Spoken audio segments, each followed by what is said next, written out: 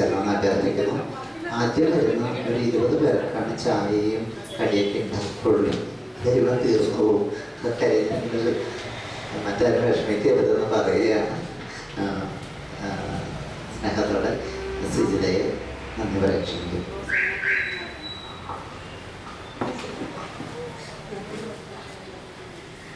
സ്നേഹമാണെങ്കിൽ എല്ലാവർക്കും നമസ്കാരം. എന്നെ ഔപചാരികമായിട്ട് മുരളിച്ചേട്ടൻ കുറേ എന്തൊക്കെയോ പറഞ്ഞ് പരിചയപ്പെടുത്തി.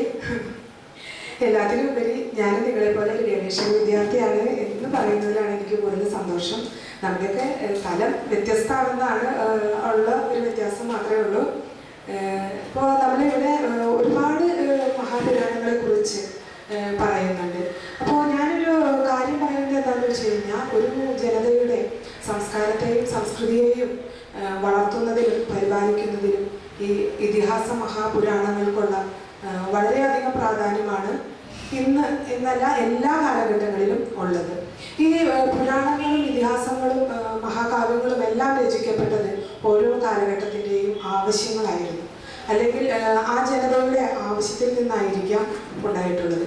അതിനെയൊക്കെ ജനകീയവൽക്കരിക്കാനായിട്ട് പിന്നീട് വന്ന തലമുറകൾ മറന്നുപോയി എന്നുള്ളതാണ് ഇന്നത്തെ സമൂഹത്തിൽ സംഭവിച്ചുകൊണ്ടിരിക്കുന്ന ഈ മൂല്യച്യുതിയുടെയൊക്കെ പ്രധാനപ്പെട്ട കാരണമായിട്ട് നമുക്ക്